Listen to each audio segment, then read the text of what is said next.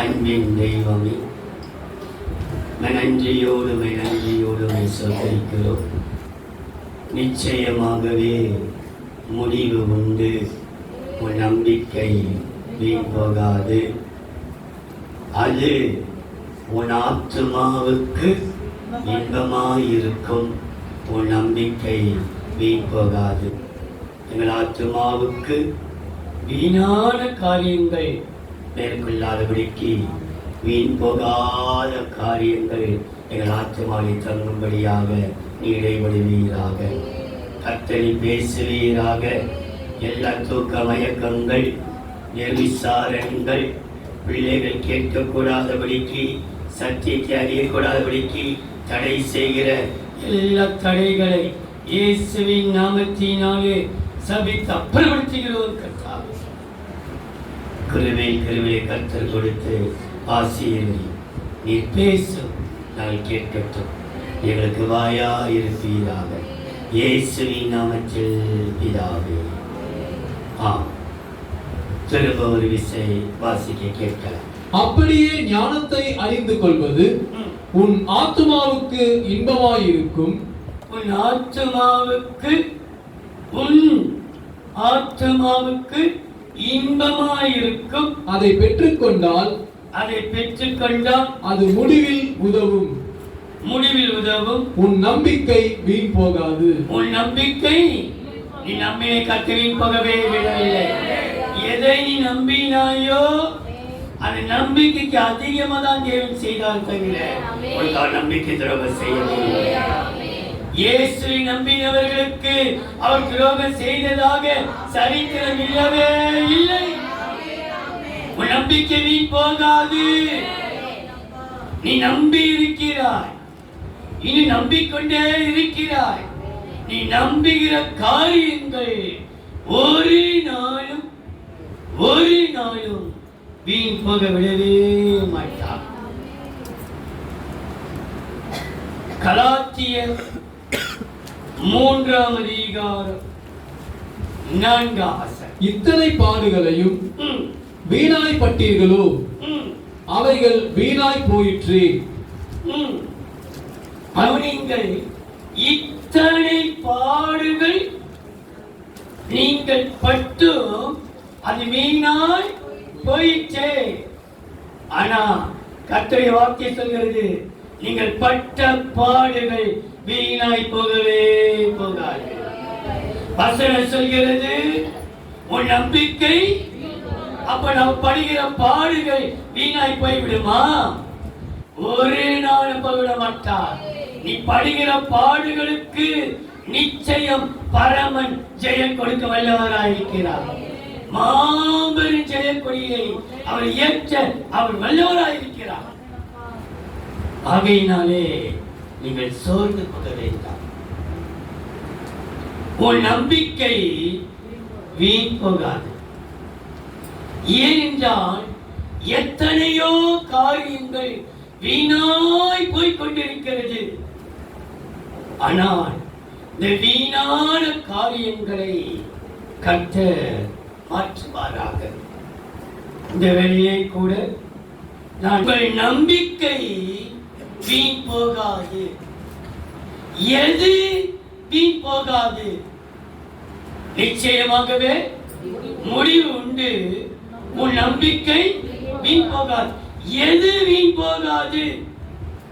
யோபின் புஸ்தகம் 21-ம் அதிகாரம் 9. யோபு 21-ம் அதிகாரம் 9, 10, 11.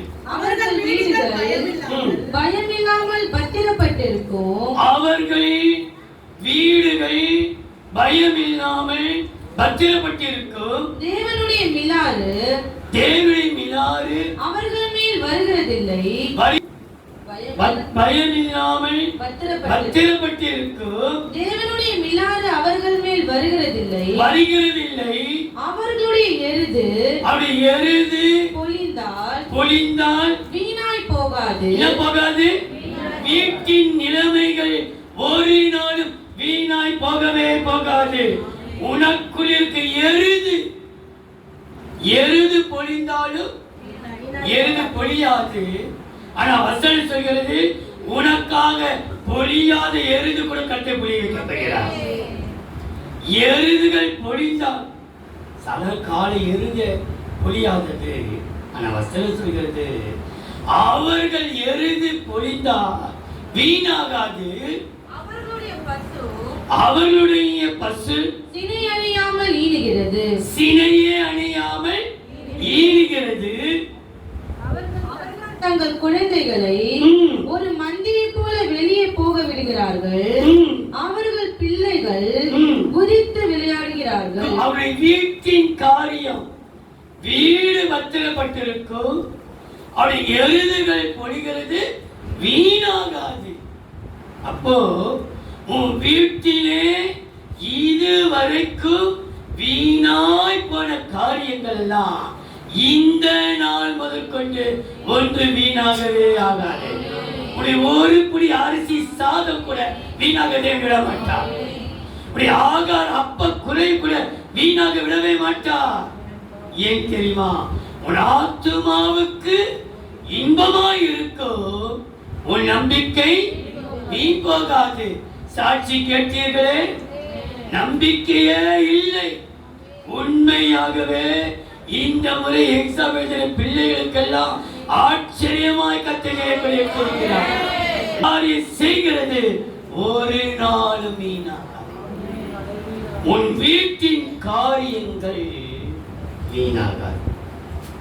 ஏன் தெரியுமா? ஏசாயாவின் புஸ்தகம் 22ஆம் அதிகாரம் 22 ஏசாயா 22ஆம் அதிகாரம் 22 21 தாவீதுடைய வீட்டின் திறவுகோலை அவன் தோளின் மேல் வைப்பேன், ஒருவரும் பூட்டக்கூடாதபடிக்கு அவன் திறப்பான், ஒருவரும் திறக்கக்கூடாதபடிக்கு அவன் பூட்டுவான். அவனை உறுதியான இடத்திலே ஆணியாக கடாவேன். அவன் தன் தகப்பன் வீட்டுக்கு, யார் வீட்டுக்கு? நீ இருக்கும் தகப்பன் வீட்டுக்கு மகிமையான சிங்காசனமாய் இருக்க வைக்கப்படுகிறார்கள். உன் வீட்டுக்கு கொண்டு சேதப்படாது. உன் சகோதரனுக்கோ, உன் சகோதரிக்கோ, உன் கணவனுக்கோ, உன் பிள்ளைக்கோ, உன் பெற்றோர்களுக்கோ ஒன்று வீணாகாது. சரீரத்தின் அவயங்களில் கணையமோ கிட்னியோ வீணாகாது. ஏன் தெரியுமா? என் ஆத்துமா இன்பமாயிருக்கும், உன் நம்பிக்கை வீண் போகாது. உன் வீட்டின் காரியம் வீண் போகாமல் உன்னை மகிமையான சிங்காசனமாய் கர்த்தர் மாற்றுவார். அதற்காக வீட்டுக்குள்ளே போராட்டம் வர நினைக்காதே. வசனம் சொல்கிறது போல மத்தேயு 7ஆம் அதிகாரம் 25ஆம் வசனத்தின்படியே பெருமழை, மத்தேயு 7ஆம் அதிகாரம் 25ஆம் வசனம், பெருமழை சொரியும் உன் வீட்டுக்கு விரோதமாக, பெருமழை சொரிந்து பெருவெள்ளம் வந்து காற்றடித்து அந்த வீட்டின் மேல் மோதியோ விழவே இல்லை. எவ்வளவு பெருவெள்ளம் வரட்டும், எவ்வளவு பெருமழை வரட்டும், பெருங்காற்று அடிக்கட்டும், வீட்டின் மேல் மோதியும் அது விழவில்லை. ஏனென்றால் கண்மலையின் மேல் அஸ்திபாரம் போடப்பட்டிருந்தது. கண்மலையாக கிறிஸ்து நம்மோடு இருக்கிறபடினாலே நம் வீட்டில் எது மோதினாலும் அசைக்கவே முடியாது. போராட்டம் வரட்டும், அவமானம் வரட்டும், பிரச்சனைகள் வரட்டும், பாடுகள் வரட்டும், அது சாதாரண மழை அல்ல, பெருமழை, பெருவெள்ளம், பெருங்காற்று வீட்டில் மோதியும் அது என்ன செய்ய அந்த வீடு விழவில்லை. காரணம் அந்த வீடு கண்மலையின் மேல் அஸ்திவாரம் போடப்பட்டிருக்கிறது. உன் வீட்டின் காரியங்கள் வீணாகாது. ஏனென்றால் வீட்டிற்கு நீ மகிமையான சிங்காசனம். இரண்டாவதா, உன் ஆத்துமாவுக்கு அது இன்பமாயிருக்கும். உன் நம்பிக்கை வீண் போகாது. உன் வீட்டில் இருக்கிற ஒன்றும் வீண் போக விடவே மாட்டான். வீண் போகாமல் மகிமையான சிங்காசனமாய் அமைப்பார். இரண்டாம் 89ஆம் சங்கீதம் 47ஆம் வசனம். 89ஆம் சங்கீதம் 47ஆம் வசனம். என் ஜீவன் எவ்வளவு நிலையற்றது என்பதை நினைத்தருளும். மனுபுத்திரர் யாவரையும் வீணாக சிருஷ்டிக்க வேண்டியது என்ன? வீணாய் அவர் சிருஷ்டிக்கவில்லை. நம்முடைய ஜீவன் வீணாய் போகாது. நம்முடைய வீட்டின் காரியம் வீணாகாது. இரண்டாவது, நம்முடைய ஜீவன், தேவன் நம்மை வீணாய் சிருஷ்டிக்கவில்லை. அப்படி என்றால் நம்முடைய ஜீவன் வீணாகாது. நான் சாக போகிறேன், ஒரு நாளும் உன்னை சாகவே விடவே மாட்டான். சாவதற்கு பிறக்கல, நாம் வாழ்வதற்கு. நான் சொல்கிறது போல இயேசுக்காக சாக வேண்டிய அவசியம் அல்ல, இயேசுக்காக வாழ்ந்து காட்டுவோம். ஜீவன் வீணாகாது. ஏன் தெரியுமா? 69ஆம் சங்கீதம் 4ஆம் வசனம். ஆண்டவர் வீணாய் பாழாய் பிறந்து நின்றாலும் ஆண்டவர் சொல்கிறார், நீ வீணாய் போவதில்லை. மார்த்தாளை போல, மரியாதை போல, எலிசபெத்தை போல, யாரை போல இல்லாமல் நாங்கள் வீணாய் வந்து நிற்கிறோம். ஆண்டவர் சொல்கிறார், உன் ஆத்துமா இன்பமாயிருக்கும். உன் நம்பிக்கை வீண் போகாது. நீ வீணாய் போக மாட்டாய். நீ பாழாவர் செல்ல வீணாய் போய் நிற்கிறேன். ஆனால் வசனம் சொல்கிறது, உன் ஜீவன் ஒரு நாளும் வீணாகாது. உன் தாயினுடைய ஜீவன் கர்த்தருடைய கரத்தில் இருக்கிறது. உன்னுடைய ஜீவன் கர்த்தருடைய கரத்தில் இருக்கிறது. உன் பிள்ளையுடைய ஜீவன் கர்த்தருடைய கரத்தில் இருக்கிறது. உன் சகோதரனுடைய ஜீவன் கர்த்தருடைய கரத்தில் இருக்கிறது. நீ போகும்போது வரும்போது உன் ஜீவனை கர்த்தர் அருமையாய் பாதுகாத்துக் கொள்வது கர்த்தருடைய கிருபை. ஜீவனை குறித்து 69ஆம் சங்கீதம் 4ஆம் வசனத்தில், நிமித்தமில்லாமல் என்னை பகைக்கிறவர்கள் என் தலைமயிரிலும் 69ஆம் சங்கீதம் 4ஆம் வசனம்.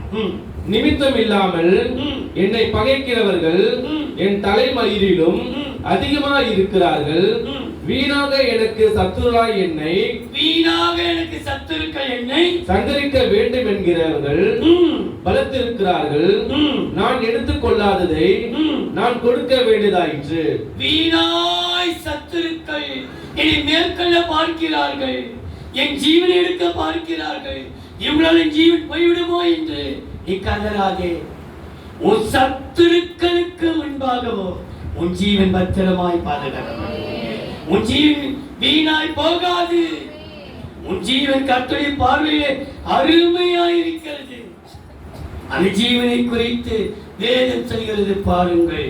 நீதிமொழிகள் 4ஆம் அதிகாரம் 12-13. நீ அவைகளில் நீதிமொழிகள் 4ஆம் அதிகாரம் 12-13. நீ அவைகளில் நடக்கும்போது உன் நடைகளுக்கு இடுக்கண் உண்டாவதில்லை.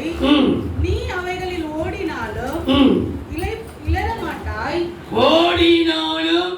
இடறமாட்டாய். புத்திமதியை உறுதியாய் பற்றிக்கொள். அதை விட்டு விடாதே. அதை காத்துக்கொள். அதுவே உனக்கு புத்திமதியை காத்துக்கொள், அதுவே உனக்கு ஜீவன். உன் ஜீவன் ஒரு நாளும் வீணாகாது. அதுக்கு ஒரே ஒரு காரணம், நீ கர்த்தருடைய புத்திமதியை காத்துக்கொள். கர்த்தர் உனக்கு புத்திமதி சொன்னால் ஏற்றுக்கொள். புத்திமதி சொல்லும் போது அதை ஏற்றுக்கொள்வது உனக்கு கஷ்டமா இருக்கலாம், அதுதான் உனக்கு ஜீவன். இப்படி நட, இப்படி வா. எத்தனையோ சந்தர்ப்பத்திலே நான் சொல்கிறேன், சரியாய் 8 மணி ஆராதனைக்கு நீ 8க்கு வந்து பார், 4 வார வந்து பார், உன் வாழ்க்கை எப்படி சேமிக்கப்படுகிறது. ஆனா நீங்க கேட்க மாட்டேன். ஆபீஸுக்கு 9க்கு கரெக்டா போயிருக்கிறீங்க. ஒரு நாள் பர்மிஷன், 2 நாள் பர்மிஷன் அனுமதிப்பார்கள். ஆனா தொடர்ந்து நீ 9க்கு 9:15 போனா எப்படி ஒத்துக்கொள்ள யோசித்துப்பா. நான் உனக்கு சொல்கிறேன், 8 மணி ஆராதனைக்கு நீ 8க்கே வந்து உட்கார்ந்து பார், உன் வாழ்க்கைக்கு எல்லா பிரச்சனைக்கும். ஏன்னா ஜீவன் கசந்து போயிருக்கிறது. என்ன வாழ்க்கை இது வாழ்க்கை? ஆண்டவரை தேடி கூட எனக்கு நிம்மதி இல்லையே. ஆண்டவர்கிட்ட தான் நான் போறேன், எனக்கு ஒண்ணு நடக்கலையே. ஆண்டவர் கேட்பார், மகளே மகனே, உலக பிரகாரமான ஆபீஸ்க்கு எவ்வளவு சீக்கிரம் போய் உட்கார்கிறாயே. என் சமூகம் 8 மணி தானே. ஒரு 4 வாரம் நீ சொல்லிட்டு வா. அந்த மாதத்துக்கு 4 வாரம், அந்த 4 வாரம் முடிந்து உன் வாழ்க்கையில ஒரு சேப்பை கட்டளை விட்டால் நீ லேட்டா வர ஆரம்பிச்சுக்க, பரவாயில்ல. நீ சோதித்து பார். கர்த்தர் உனக்கு நான் புத்திமதி சொல்கிறேன். நான் அந்த புத்தி ஏற்றுக்கொள்வாயானா உன் வாழ்க்கை இப்படி சின்னபடமாக வேண்டிய அவசியம் இல்லை, சிதற வேண்டிய அவசியம் இல்லை, சின்னபடமாக வேண்டிய அவசியம் அல்ல. போராட்டம் வரும், அந்த நம்ம வீட்டுக்குள்ளமாய் மோதி அடிக்கும் பெருமையில். ஆனா நம்ம கண்மலையிலே நின்று கொண்டிருக்கிறோம். கர்த்தர் ஒரு நாள் விட மாட்டான், நமக்காக யாவும் செய்வார். அப்போ இந்த ஜீவன் வீணாகாமல் கர்த்தர் கொண்ட நன்மை பாருங்கள். 145ஆம் சங்கீதம் 15ஆம் வசனம். எல்லா ஜீவன்களிலும் 145ஆம் சங்கீதம் 15ஆம் வசனம். எல்லா ஜீவன்களின் கண்களும் உம்மை நோக்கிக் கொண்டிருக்கும். ஏற்ற வேளையிலே நீர் அவைகளுக்கு ஆகாரம் கொடுக்கிறீர். என்ன கொடுக்கிறீர்? ஏற்ற வேளையில் ஆகாரம் கொடுக்கிறீர். ஜீவன் வீணாகாது. ஏற்ற வேளையிலே உன் குடும்பத்துக்கு கொடுக்க வேண்டிய ஆகாரத்தை கர்த்தர் கொடுக்க இருக்கிறார். குறைந்த வருமானம் தான், ஒண்ணுமில்லாத சூழ்நிலை தான். ஆனா உன் அப்பத்தையும் உன் ஆகாரத்தையும் கர்த்தர் லேட்டாக அல்ல, ஏற்ற வேளையின் ஆகாரம். உன் ஜீவன் வீணாகாது. அதற்கு பதிலாக ஏற்ற ஆகாரத்தை கொடு. உனக்கு என்ன ஆகாரம் தேவையோ ஏற்ற ஆகாரத்தை கர்த்தர் கொடுப்பார். ஜீவன் எல்லாம் அவரை நோக்கி பார்த்து கொண்டிருக்கிறது. கர்த்தர் எப்போ செய்வார், சீக்கிரம் செய்ய போகிறார். அதி சீக்கிரத்திலே நமக்காக செய்து முடிக்க போகிறார். 3வது புலம்பலின் புஸ்தகம் 4ஆம் அதிகாரம் 17ஆம் வசனம். இன்னும் புலம்பல் 4ஆம் அதிகாரம் 17ஆம் வசனம். இன்னும் எங்களுக்கு சகாயம் வரும் என்று நாங்கள் வீணாய் எதிர்பார்த்ததினாலே உன்னுடைய எதிர்பார்ப்பு வீணாகாது. நீ எதை எதிர்பார்க்கிறாயோ கர்த்தர் நடத்தி கற்றவராயிருக்கிறார். நாங்கள் வீணா எதிர்பார்க்கிறோமே, நாங்க எதிர்பார்த்து வீணாய் போயிடுச்சேன். நீ சொல்லவே மாட்டார், உன் எதிர்பார்ப்பு வீணாகாது. உன் ஆத்துமா இன்பமாக, உன் நம்பிக்கை வீண் போகாது. காரணம் உன் எதிர்பார்ப்பு வீணாகவே ஆகாது. நீ எதிர்பார்த்து சோர்ந்து போயிருக்கிறாய். நான் எதிர்பார்த்தேனே, நன்மை வரும் என்று எதிர்பார்த்தேனே, அதிசயம் நடக்கும் என்று எதிர்பார்த்தேனே, இது நடக்கும் ஆண்டு நடத்தி காட்டுவன் எதிர்பார்த்து 5 மாசம் முடிச்சு 6ஆம் மாசம் அடுத்த ஞாயிற்றுக்கிழமை 1ஆம் தேதி ஆரம்பிக்கிறது. 6ஆம் மாதம் பாதி வருஷத்தை முடிக்கிற மாதம் வந்து விட்டது. இது நடக்கலையே. நீ எதிர்பார்த்த காரியம் நடக்கல. ஆனா கர்த்தருடைய வார்த்தை, உன் எதிர்பார்ப்பு வீணாய் போகாது. உன் பிள்ளைகளுக்கு நடக்கும், உன் மகளுக்கு நடக்கும், உன் மகனுக்கு நடக்கும், உன் பிள்ளைகளுக்கு நடக்கக்கூடிய காரியத்தை நடத்தி காட்டுவா. உன் எதிர்பார்ப்பு வீண் போகாது. நீ எதிர்பார்க்கிற, இவ்வளவு எதிர்பார்த்தனே, ஒரு எதிர்பார்ப்போடு காத்திருந்தனே, எதிர்பார்ப்பு வீணாய் போயிட்டது. தேவன் போகவிட மாட்டார். நமக்கு தான் தெரியுமே.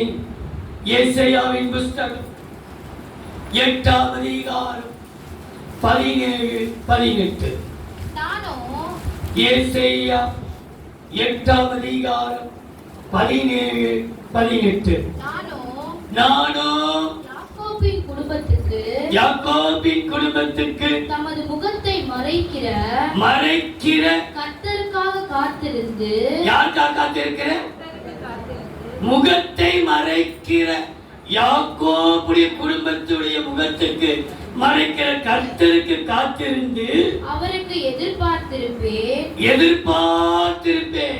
அவருடைய முகம் மறைக்கப்படுதா? யாக்கோபுக்கு மறைச்சிட்டாரே, எனக்கு மறைப்பாரோ, என் குடும்பத்துக்கு மறைப்பாரோ என்று எதிர்பார்த்து கொண்டிருக்கிறேன். இதோ நானும் கர்த்தர் எனக்கு கொடுத்த பிள்ளைகளும் சீயோன் பர்வதத்தில் வாசமாயிருக்கிற சேனைகளின் கர்த்தராலே இஸ்ரவேலில் அடையாளங்களாகவும் அற்புதங்களாகவும் இருக்கிறோம். கர்த்தருடைய அற்புதமாய் நடத்த போகிறார். உனக்கு ஒரு அற்புதம் நடக்க போகிறது. ஒரு அடையாளத்தை காட்ட போகிறார். நாம் எதிர்பார்த்து கொண்டிருக்கிற கர்த்தருக்காக எதிர்பார்த்து முகத்தை மறைக்கிற கர்த்தருக்கு எதிர்பார்த்து கொண்டிருக்கிறோம். நம்முடைய எதிர்பார்ப்பு ஒரு நாள் வீண் போகாது. ஏன் தெரியுமா?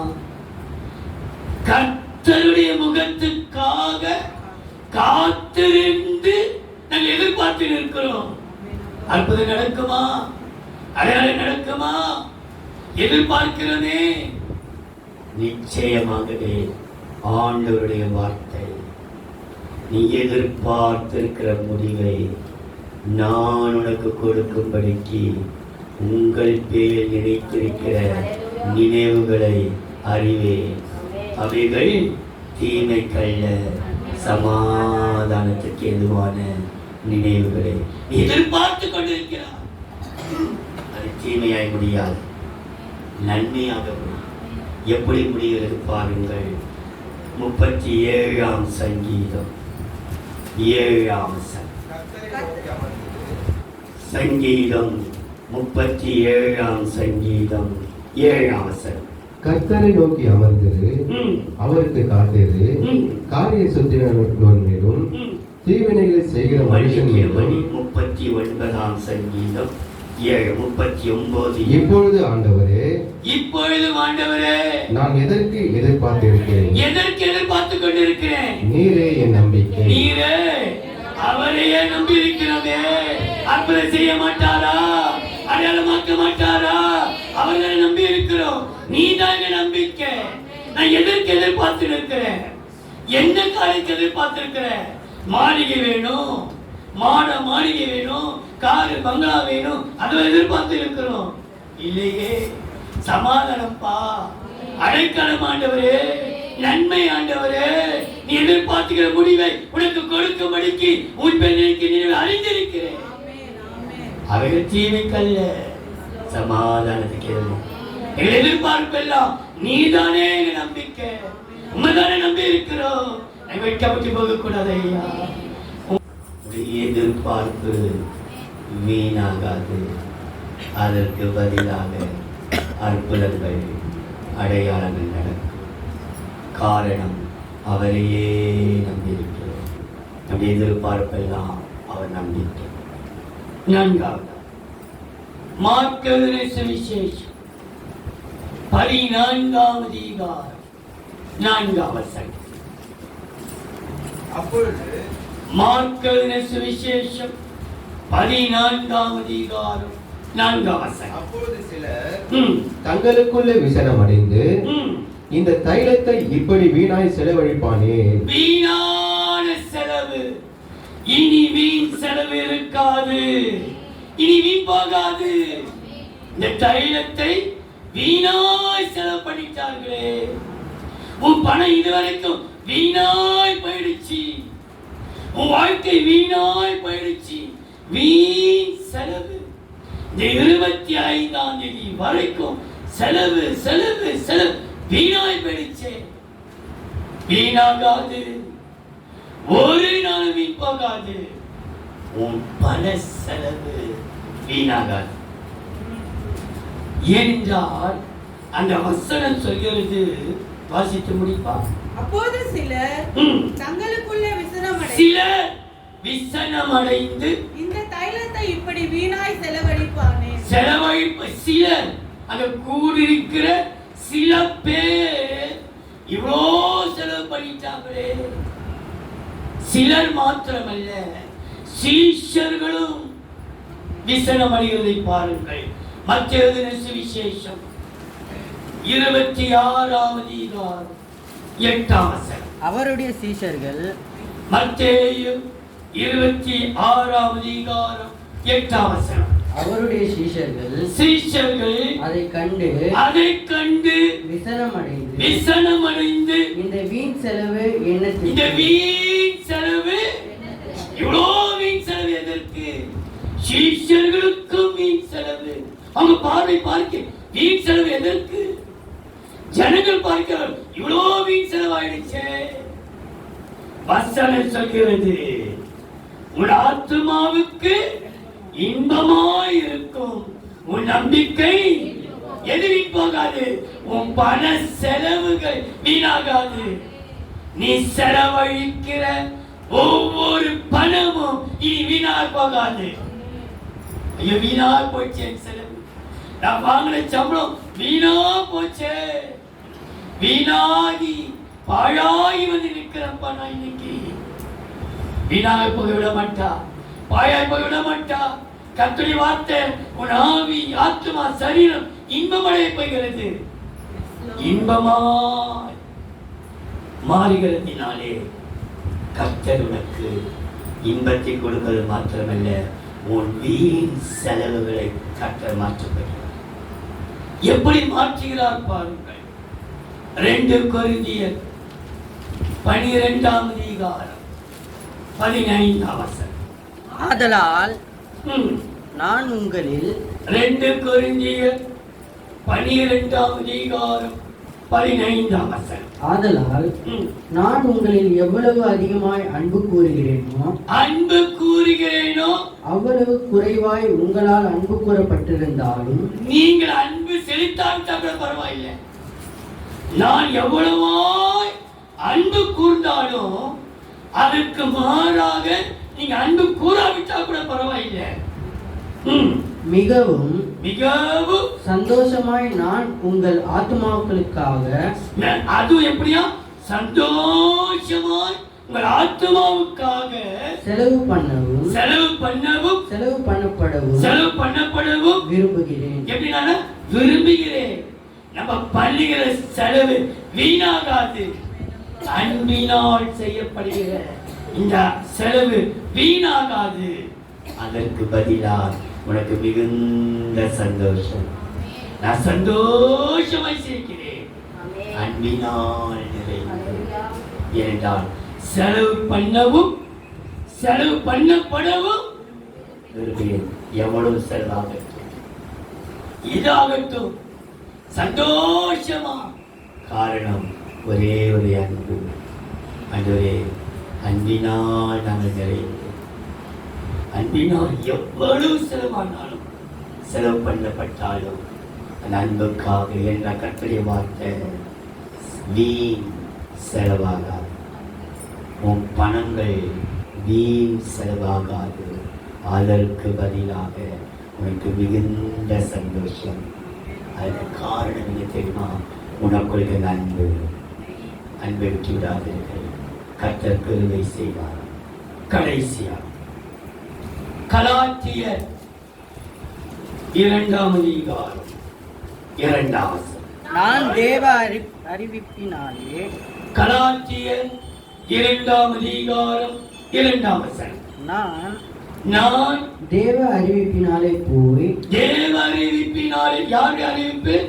தேவனுடைய அறிவிப்பினாலே போய் புறஜாதிகளிடத்தில் நான் பிரசங்கிக்கிற சுவிசேஷத்தை அவர்களுக்கு விவரித்து காண்பித்தேன். ஆயினும் நான் ஓடுகிறது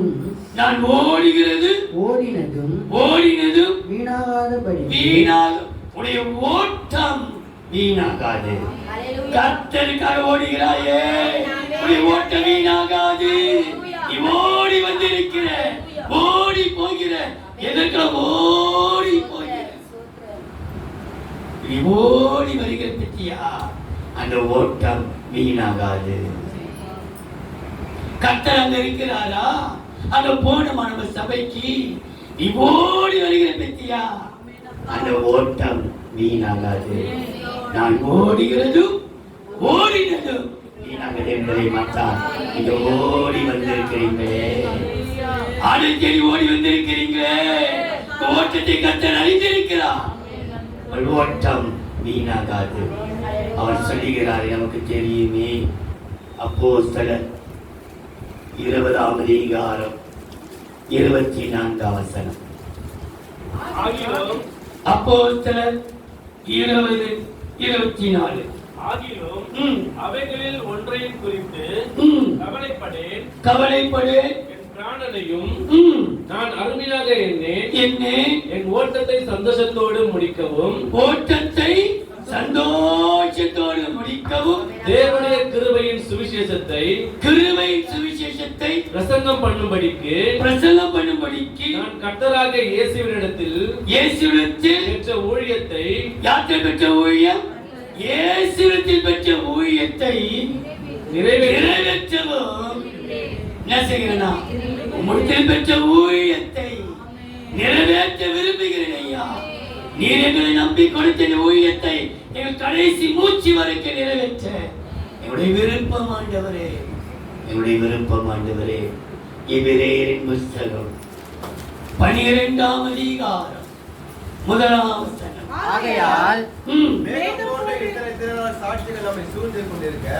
எபிரேயர் 12ஆம் அதிகாரம் 1ஆம் வசனம். ஆகையால் மேகம் போன்ற இத்தனை திரளான சாட்சிகள் நம்மை சூழ்ந்து கொண்டிருக்க, சாட்சியாய் வாழ்வதற்கு எத்தனையோ பெருமை பார்க்கிறார்கள்.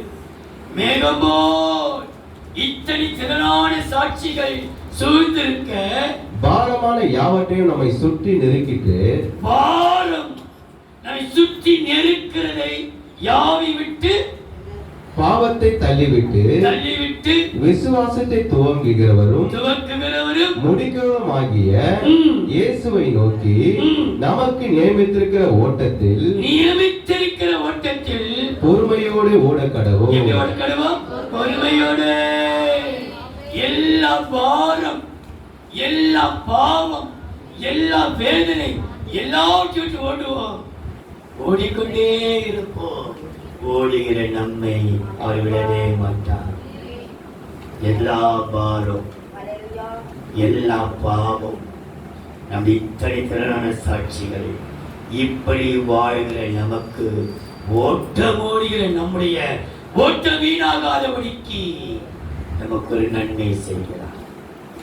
2 தீமோத்தேயு 4ஆம் அதிகாரம் 7. நல்ல போராட்டத்தை போராடினேன். 2 தீமோத்தேயு 4ஆம் அதிகாரம் 7-8. நல்ல போராட்டத்தை போராடினேன், ஓட்டத்தை முடித்தேன், விசுவாசத்தை காத்துக்கொண்டேன். இது முதல் நீதியின் கிரீடம் எனக்காக வைக்கப்பட்டிருக்கிறது. நீதியின் கிரீடம் எனக்காக வைக்கப்பட்டிருக்கிறது. நீதியுள்ள நியாயாதிபதியாகிய கர்த்தர் அந்நாளில் அதை எனக்கு தந்தருளுவார். அந்நாளில் எனக்கு தந்தருளுவார். எனக்கு மாத்திரமல்ல ஓடி வருகிற அனைவருக்கும். ஓட்டம் ஓடி வருகிற உங்களுடைய ஓட்டம் பிரயாசி விருதாவாய் ஓட விட மாட்டார். ஓடி வருகிற ஓட்டத்தை தொடங்கி நம்மை விசுவாசத்தோடு ஓட்டம் தொடங்கி இருக்கிறோம். ஓடுகிற நமக்கு எனக்கு மாத்திரமல்ல ஓடி வருகிற உங்களுக்கோ நீதியின் கிரீடத்தை கர்த்தர் கொடுப்பார். சாதாரண கிரீடம் அல்ல, நீதியுள்ள நியாயாதிபதி நீதியின் கிரீடம்.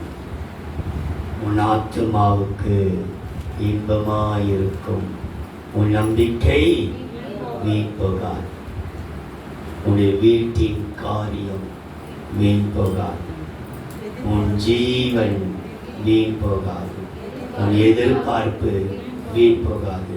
உன் செலவுகள் வீண் போகாது. உன்னுடைய ஓட்டம் வீண் போகாது.